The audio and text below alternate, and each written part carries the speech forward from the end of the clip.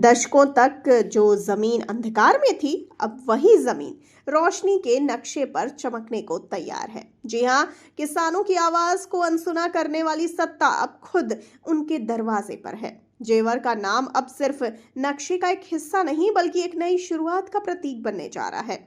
आइए जानते हैं कैसे सीएम योगी आदित्यनाथ ने किसानों के संघर्ष को राहत में बदलने का ऐतिहासिक कदम उठाया है।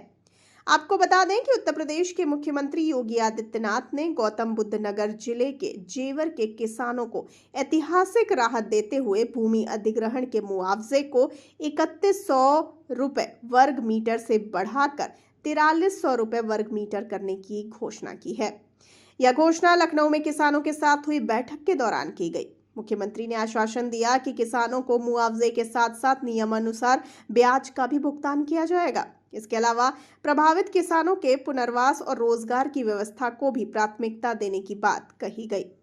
आपको बता दें कि मुख्यमंत्री ने अपने बयान में जेवर की दशकों पुरानी उपेक्षा का जिक्र करते हुए इसे अंधकार से प्रकाश की ओर यात्रा करार दिया।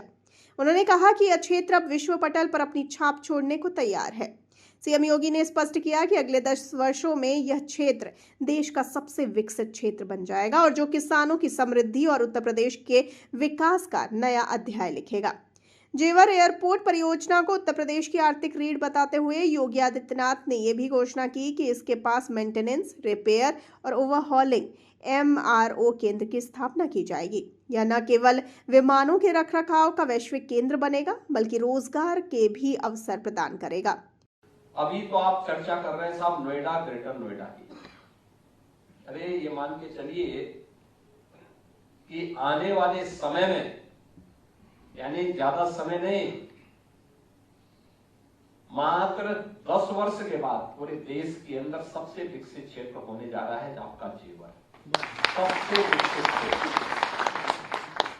सब फेल हो जाएंगे। देश का सबसे बड़ा एयरपोर्ट बनेगा ये जेवर एयरपोर्ट, इंटरनेशनल एयरपोर्ट बनेगा। और एक नहीं 5-5 रनवे बनने हैं। पहला रनवे हमारा चालू होने जा रहा है इस साल जनवरी में, अप्रैल में ट्रायल चल रहा है इस समय। और केवल रनवे ही नहीं, बल्कि उस क्षेत्र में जो भी सामान बनेगा, जो भी प्रोडक्शन होगा, वह देश में भी और दुनिया में वहीं से एयरपोर्ट से सीधे बुक होकर के वहीं से जा सकता है। कार्गो के बड़े बड़े विमान वहां आएंगे, वहीं से वो उड़ान करके लेकर के चले जाएंगे।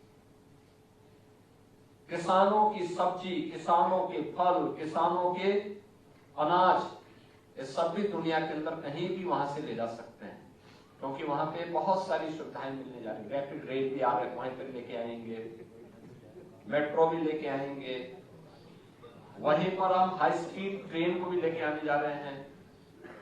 डेडिकेटेड फ्रेट कॉरिडोर उसी के बगल से है।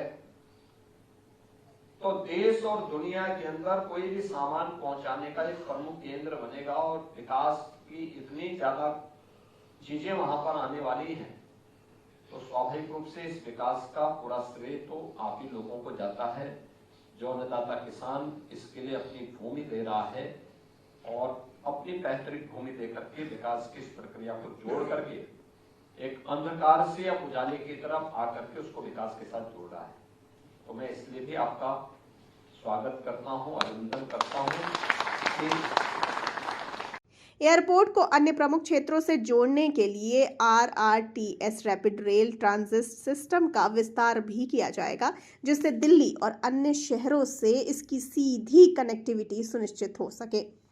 इसके अलावा Yamuna expressway, eastern peripheral road, Delhi Mumbai expressway और Delhi Varanasi high speed rail से जुड़ाव इसे एक रणनीतिक केंद्र बना देगा।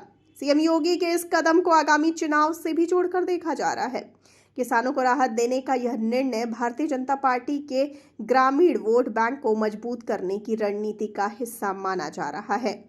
विपक्ष इस पर सवाल उठा सकता है, लेकिन जेवर एयरपोर्ट जैसी मेगा परियोजनाएं यूपी को ग्लोबल मैप का एक नया स्थान देने का दावा करती है। इसके साथ ही जेवर का यह विकास क्षेत्रीय असंतुलन को खत्म करने और पश्चिमी यूपी में रोजगार के नए द्वार खोलने के वादे के साथ आ रहा है। आपको बता दें कि योगी सरकार इस बात को बार बार दोहरा रही है कि जेवर एयरपोर्ट और उससे जुड़े प्रोजेक्ट्स राज्य की आर्थिक तस्वीर बदल देंगे।